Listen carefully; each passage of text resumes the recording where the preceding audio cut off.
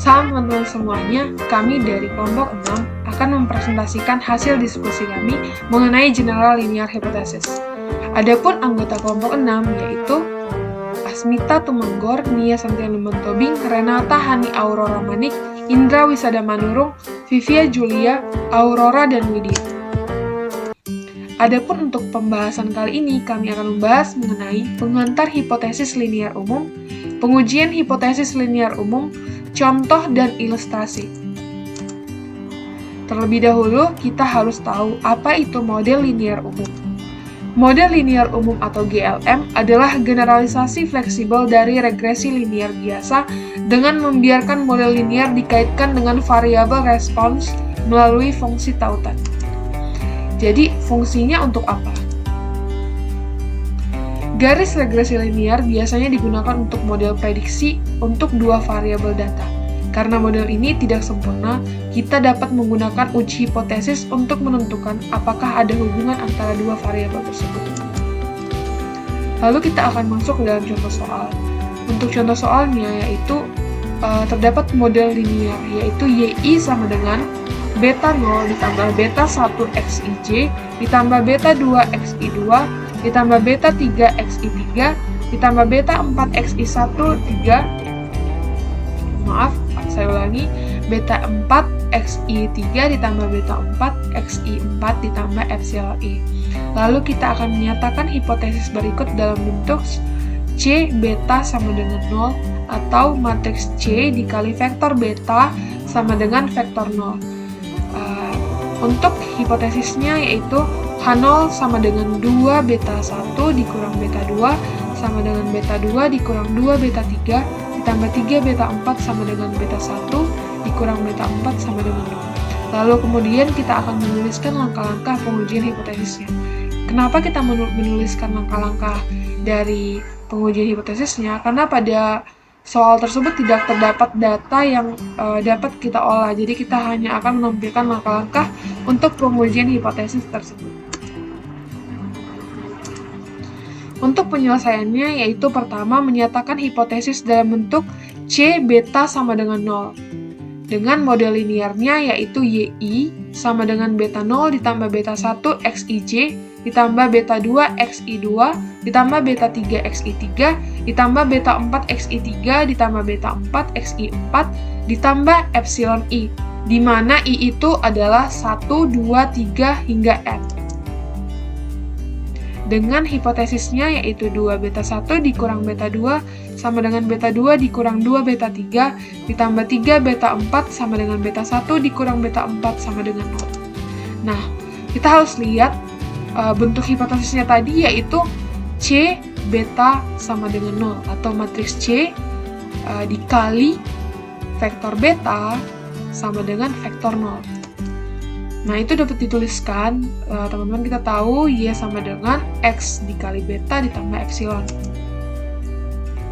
Di mana Y itu sama dengan Y1, Y2 hingga Yn, sedangkan X itu sama dengan 1, 1, 1, X11, X12 hingga Xni, hingga X14 hingga Xn4.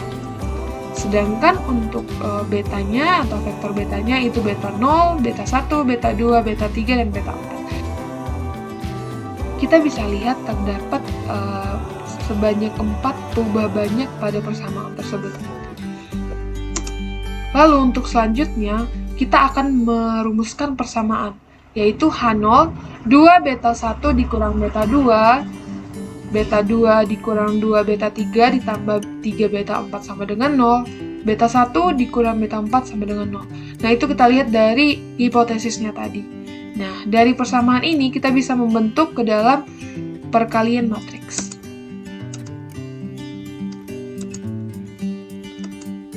Nah, kita bisa membentuk perkalian matriks yaitu tadi 0, 2, min 1, 0, 0 ini tadi dari persamaan yang sudah kita buat sebelumnya. Jadi kita ambil dari masing-masing koefisien dari persamaan yang sudah kita susun tadi. Itu 0, 0, 1, min 2, min 3, 0, 1, 0, 0, min 1. Nah, dikalikan dengan vektor beta akan menghasilkan vektor 0. Ini adalah matriks C. Ini adalah vektor beta, sedangkan ini adalah vektor nolnya. Nah, dengan begitu kita sudah merumuskan model linear tersebut menjadi general linear hypothesis. Kemudian kita akan melakukan langkah-langkah pengujian hipotesisnya. Dengan tadi hipotesis yang sudah ditentukan yaitu H0, C dikali beta sama dengan 0. Yang pertama kita lakukan akan menentukan nilai sum of squares berdasarkan hipotesis atau SSH. SSH-nya sama dengan CB aksen dikali C X aksen X inverse CB, dengan B sama dengan X aksen X inverse X aksen Y. C sama dengan matriks berukuran R kali P dengan rank R lebih kecil sama dengan P. Sedangkan X adalah matriks full rank berukuran N kali P dengan rank P. Kemudian selanjutnya kita akan menentukan nilai sum of squares residual atau SSRS. Nah, untuk SSRS-nya itu sama dengan Y aksen 1 dikurang X aksen X inverse X aksen dikali Y. Untuk yang ketiga yaitu menentukan nilai F hitungnya. Jadi untuk nilai F hitungnya kita bisa lihat teman-teman untuk persamaan F hitungnya. Kemudian kita akan menyatakan kriteria penolakan H0. Jadi kita akan menolak H0 jika nilai F hitungnya lebih besar sama dengan F alpha XN dikurang P. Sekian untuk hipotesis linear umum. Kemudian akan dilanjutkan oleh rekan saya, yaitu ilustrasi mengenai hipotesis linear umum ini dilanjutkan oleh saudari Renata. Selanjutnya, saya Renata Hani Aurora akan menjelaskan dari ilustrasinya. Misalkan ingin diketahui apakah terdapat pengaruh signifikan dari iklan dan jenis produk A dan B terhadap volume penjualan produk, dan juga ingin diketahui apakah ada interaksi antara jenis produk dengan iklan berpengaruh terhadap volume penjualan.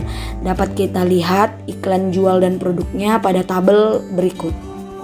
Selanjutnya kita akan menganalisis. Untuk dapat melakukan regresi, maka terlebih dahulu peubah produk dikuantifikasi menjadi peubah dummy sebagai berikut.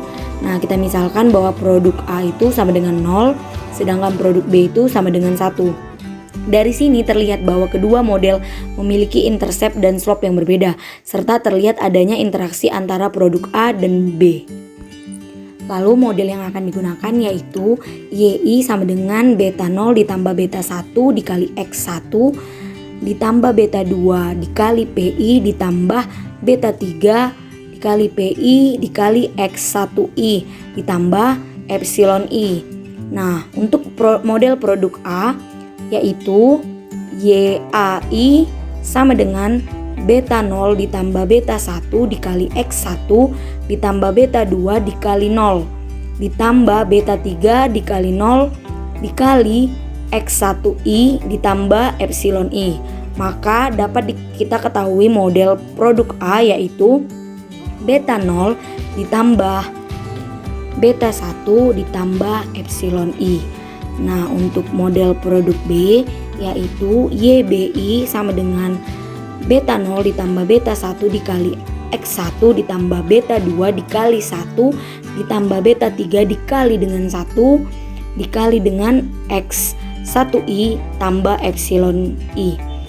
Maka dapat dihasilkan menjadi di dalam kurung beta 0 ditambah beta 2 ditambah dalam kurung beta 1 tambah beta 3 dikali X1 ditambah epsilon I. Maka dapat juga kita katakan bahwa model dari produk B yaitu beta 0 bintang ditambah beta 1 bintang dikali X1 ditambah epsilon I. Selanjutnya kita akan menguji kesamaan dua model regresi. Yang pertama menguji apakah intercept yang berbeda. H0 yaitu beta A sama dengan beta B, atau H0 juga dapat dikatakan beta 0 sama dengan beta 0 bintang. Dengan H1 yaitu beta A tidak sama dengan beta B, atau H1 yaitu beta 0 tidak sama dengan beta 0 bintang. Nah, yang kedua menguji apakah slope yang berbeda. Nah, H0-nya dapat kita ketahui yaitu beta A sama dengan beta B, atau H0-nya yaitu beta 1 sama dengan beta 1 bintang, dengan H1-nya yaitu beta A tidak sama dengan beta B, atau H1 yaitu beta 1 tidak sama dengan beta 1 bintang. Selanjutnya, pengujian hipotesis terhadap kombinasi koefisien regresi atau general linear hypothesis. Dari data terdapat dua model regresi, yaitu kan yang pertama model A, YI sama dengan beta 0A ditambah beta 1A dikali XI tambah epsilon I, di mana I-nya itu sama dengan 1, 2, 3 sampai N1. Nah, untuk model produk B, Y1 sama dengan beta 0B ditambah beta 1B dikali dengan XI ditambah epsilon I, di mana I sama dengan N1 tambah 1, N1 tambah 2, dan seterusnya sampai N1 ditambah N2.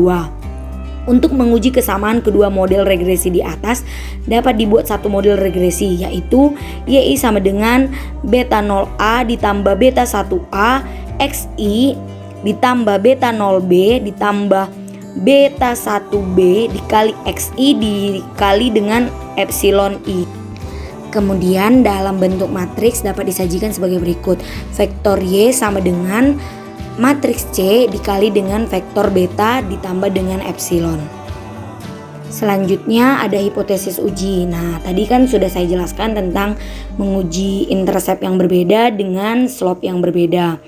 Nah, dari kedua hipotesis itu, yang pertama dan yang kedua dapat terjemahkan dalam matriks C sebagai berikut. H0 yaitu C dikali beta sama dengan 0, dengan H1 bahwa C dikali beta tidak sama dengan 0. Nah, dalam bentuk matriks disajikan H0 sama dengan matriks C dikali dengan vektor B sama dengan 0. Kemudian statistik ujinya dapat kita lihat pada PPT. Kemudian pengujian hipotesisnya dilakukan menggunakan SAS, maka akan didapat F-nya pada tingkat signifikansi alfa sama dengan 0,05 dari tabel F 2,19 yaitu 3,52. Maka dapat diambil kesimpulan atau diambil keputusan dari hasil perhitungan yang diperoleh, nilai F hitung lebih besar dari F tabel pada tingkat signifikansi alfa sama dengan 5%, maka disimpulkan terdapat perbedaan model regresi untuk kedua produk dengan model masing-masing adalah model produk A, jualnya itu yaitu 337,72 ditambah 3,15 iklan. Untuk model produk B, jual sama dengan 119,13 ditambah 8,52 iklan. Sekian presentase dari saya kembalikan kepada moderator. Terima kasih. Sore untuk kita semua. Di sini saya akan menjelaskan tentang interval keyakinan untuk means respon regresi linear berganda atau interval keyakinan untuk variabel tarikat linear berganda. Jadi kita tahu bahwa bentuk persamaannya itu X beta tambah epsilon, di mana Y itu adalah matriks ukuran N kali 1, X adalah matriks ukuran N kali P, beta sama dengan matriks ukuran MP kali 1 karena N kali P dikali ordonya N kali P baru ordonya P kali 1, maka bisa dioperasikan dan hasilnya N kali 1. Baru N ini jumlah sampel, P nya banyak parameter, dan epsilon adalah berdistribusi normal dengan ekspektasi nol dengan varian delta 0, delta theta, epsilon. Baru kita ketahui bahwa Y0 adalah X0 beta, X0 transpose beta tambah epsilon 0, mana X0 adalah matriks di mana di sini ada 1, ini adalah nilai yang kita ketahui, yaitu beta adalah banyak parameternya sampai K, otomatis ini berukuran P kali 1 ya, dan ini juga P kali 1. Jadi kita tahu adalah ekspektasi Y0 itu adalah, kita pelajari kemarin juga digresi sederhana, epsilon 0 itu karena variabel jadi tidak dipakai, jadi Y0 tinggal X0 transpose beta, baru Y0 topi adalah Y0 transpose beta kecil, Jadi beta itu ini estimator parameter, estimasi parameter. Setelah itu besar juga varian Y0-nya berapa. Nanti juga ketahui nanti kan hasilnya itu adalah X kuadrat X0 transpose X transpose X inverse X0. Jadi yang hasil yang ini lah yang menjadi panduan untuk tingkat keyakinan yang kita gunakan. Jadi kalau sudah dapat ini variannya, baru kita dapat juga SI-nya. SI-nya itu kan standar efisiensi ya, tinggal dicari saja. Dan itulah nanti pembanding untuk tingkat keyakinan.